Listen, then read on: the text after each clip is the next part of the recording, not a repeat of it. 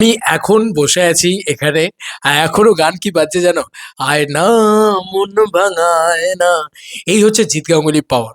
মানে শীতকাল হলে এই ছোটখাটো আশেপাশে যত পিকনিক ইত্যাদি হয়, যা সমস্ত জিনিসপত্র হয়, সেখানে কিন্তু আমরা এই জিনিসপত্রগুলোই শুনতে পাই। তো যাই হোক, একটা বড় বিষয় হচ্ছে জিৎ গাঙ্গুলির একটা ইন্টারভিউ বেরিয়েছে। দেবের জন্য গান বানানো মানে ইতিমতো একটা টেনশন এখন। থ্যাঙ্কস টু হাসান আমাকে পাঠানো এই পুরো বিষয়টা। তো মানে গোটা ইন্টারভিউটাই দেখলাম। আমার না মানে সিরিয়াসলি মনে হলো যে এই লোকটা না মানে আমাদের বাংলায় আরো বেশি দাম পাওয়া উচিত ছিল।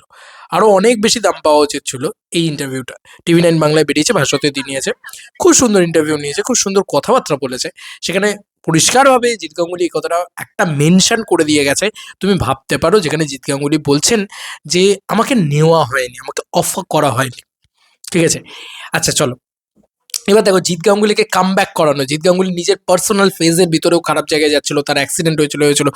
অতনু চৌধুরী, অভিজিৎ সেন তারা কিন্তু রীতিমতো পড়েছিল এবং দেবদা কন্টিনিউয়াসলি জিৎ গাঙ্গুলিকে চেয়েছে যে ভাই একটা পরাঞ্জয়ের মতন গান বানিয়ে দাও। হাসলি কেন বল গানটা একটা পরাঞ্জয়ের মতন গান বা একটা মালারের মতন গান, সেরকম একটা ভাইবস যেন থাকে। তো সেই ব্যাপারটা কিন্তু, আর সব থেকে বড় বিষয় জিৎ গাঙ্গুলি আরও একটা দারুণ কথা বলেছে দেবদাকে নিয়ে। দেবদার জন্য গান বানানো একটা টেনশন এখন। এবং ওই বলছে না যে ওর বাবা বলতো যে হাত যেন ঘামে, হাত যদি ঘামে স্টেজে উঠতে গিয়ে, বা তুমি যদি এখনো টেনশনে থাকো, তাহলে তুমি মানে তুই ততদিন তুমি ভালো কাজ করে যাচ্ছ। তো জিৎ গাঙ্গুলি এখনো নিজেকে গড লেভেলের মিউজিক ডিরেক্টর ভাবেন না। তুমি ভাবো উনি বাংলায় এসছেন যখন, উনি এই কথাটা বলছেন যে আমি বাংলায় এসছি যখন, আমি দেখছি যে মানে বাংলাতে মান্নাদের গান চলছে পুজোর সময়, কিন্তু কোনো বাংলা সিনেমার গান চলছে না, কোনো বাংলা বাংলা গান পুজোর সময় সেভাবে চলছে না। কি অদ্ভুত ব্যাপার। আর সেই লোকটা ব্রেক করে দেখিয়ে দিয়েছিল যে পুজো প্যান্ডেলে ভাই আমার সিনেমার গান চলবে, আমার গান চলবে। That is Jeet Ganguly. ঠিক আছে? এই যে জিৎ গাঙ্গুলি এত অনুপম রয়ের প্রশংসা করলো, ভাই পারেনি অনুপম রয়, আজও পারেনি অনুপম রয়। একটা পুজোয় এত ভালো ভালো গান বানিয়েছে, এই করেছে ওই করেছে, হ্যানা করেছে ত্যানা করেছে, বাট পুজোয় সেই গানগুলো চলেনি ভাই। আজও ঢাকের তালে চলে পুজোয়। সেটা one and only credit Jeet Ganguly ভাই। এটা মানতে হবে। ওই মানুষটা করে দেখিয়ে দিয়েছে সেই সময়। এবং ওই মানুষটার ক্রেডিট তুমি ভাবো, আজও এই যে পরাঞ্জয় বাজছে, বা আজও এই যে বলো না এই যে তোমার তোমার মালারে বাজছে, ঠিক আছে?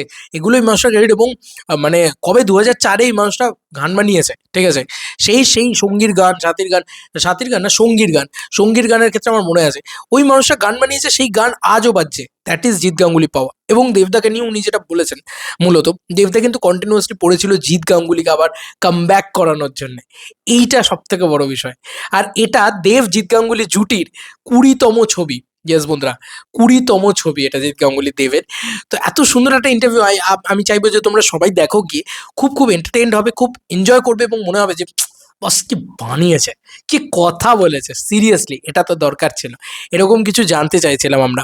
সিরিয়াসলি না মানে আমি আমি সত্যি বলছি, এই দেব ইদিকা জুটি এই বিষয়টাকে নিয়ে, এবং বাসুদিদি তো বারবার দেব শুভশ্রী জুটিটাকে টেনে নিয়ে আসছিল। ওটা তো খুব সুন্দরভাবে এ করেছে, উত্তর দিয়েছে জিৎ গাঙ্গুলি যে হ্যাঁ ডেফিনেটলি দেব শুভশ্রীর জন্য গান বানাবো। সেগুলো তো রয়েইছে। কিন্তু সিরিয়াসলি বলছি আমি আমি আমি মানে হেভি মস্তি পেয়েছি আর কি। জিৎ গাঙ্গুলি আমাদের ছোটবেলা ভাই। এবং জিৎ গাঙ্গুলি তা ওজি জিৎ গাঙ্গুলি, এটা মানতেই হবে। জিৎ গাঙ্গুলি আবার প্রমাণ করে দিয়েছে এই অ্যালবামটা দিয়ে, he is the OG music director. কারণ দেখিয়ে দিয়েছে ভাই সেই লোকটা কি করতে পারে। যে কোনো গান বানিয়েছে, প্রত্যেকটা গান এক্স এবার কারেক্ট। জিৎ গাঙ্গুলি কোনোদিন মানে মানে তার ডাউন যেতে পারে না। ক্রিয়েটিভ ব্লক তার কোনোদিন আসতে পারে না। বুঝছে জিৎ গাঙ্গুলি বলছিল যে আমার ক্রিয়েটিভ ব্লক আসছিল হচ্ছিল। আমার তো তাই মনে হয় ওই মানুষটা ওজি ভাই। সলিড লোক। এবং আম, দেবদার সাথে 20তম ছবি এটা জিৎ গাঙ্গুলির।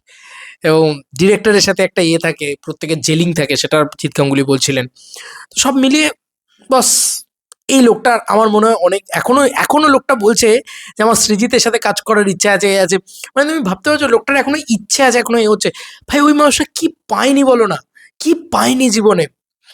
মানে আজকের দিনে আচ্ছা লোক এই যে এত গান ভাইরাল হচ্ছে, এত কিছু হচ্ছে, but OG Jeet Ganguly is OG Jeet Ganguly. যতই সাইয়ারা চলে আসুক, একটা কথা মাথায় রেখো ভাই, হিন্দিতে এটা মানতে হবে যে আশিকি টু মানে ক্যান নট বিটেবল। জিৎ গাঙ্গুলি যেটা আশিকি টুতে বানিয়ে দিয়েছে, ক্যান নট বিটেবল। কেউ বার করতে পারেনি ওরকম গানের অ্যালবাম। ওটা জিৎ গাঙ্গুলি পেরেছে। এবং তুমি যদি এতেও দেখো, বাংলাতেও দেখো, একটা যুগ নয়, এই যে একটা একটা খুব আনন্দের কথা বলেছে, আমার খুব ভালো লেগেছে। বলেছে সতীদি বলেছে যে একটা 15 বছর বাদেও একটা লোকের গান লোকে শুনছে। অদ্ভুত ব্যাপার না এটা? তো that is the power of Jeet Ganguly. ঠিক আছে, 15 বছর 20 বছর বাদেও লোকে শুনছে, তো যুগের পরে যুগ কেটে যে মানুষ তাকে ভোলে না। এইটা হচ্ছে জিৎ গাঙ্গুলি। কেন? তার ক্রিয়েশনের জন্য, তার কন্টেন্টের জন্য, তার কাজের জন্য। সত্যি বলছি, দেব জিৎ গাঙ্গুলি এই জুটিটা আরো আরো ফিরে আসুক, বারবার ফিরে আসুক, কারণ এই জুটিটা ভাই ইনসেন লেভেলে মিউজিক দেয়। হ্যাঁ, এটার এটার একটা নস্টালজিয়া আছে। শুধু নস্টালজিয়া আছে না ভাই, আজও যে গান বানাচ্ছে ভাই, কি মানে, কি জেলিং, কি লাগে দেখতে, অসাধারণ অসাধারণ। জিৎ গাঙ্গুলির ইন্টারভিউ পারলে দেখো, আমি সবটা তো কভার করতে পারলাম না এই ভিডিওর ভিতরে। আর এখন আর দেখানোটা, পাশে দেখানোটা এখন কমিয়ে দিয়েছি, কমিয়ে এনেছি। কেন? কারণ কপিরাইট ইস্যু দিনকে দিন ইউটিউব স্ট্রিক্ট হচ্ছে, তো আমাকেও স্ট্রিক্ট হতে হচ্ছে একটু, না হলে খুব চাপ আছে ভাই, চ্যানেল ব্যালেন্স কোন দিন উড়ে যাবে। চলো বন্ধুরা, নতুন কোনো ভিডিওতে দেখা হবে, বাই।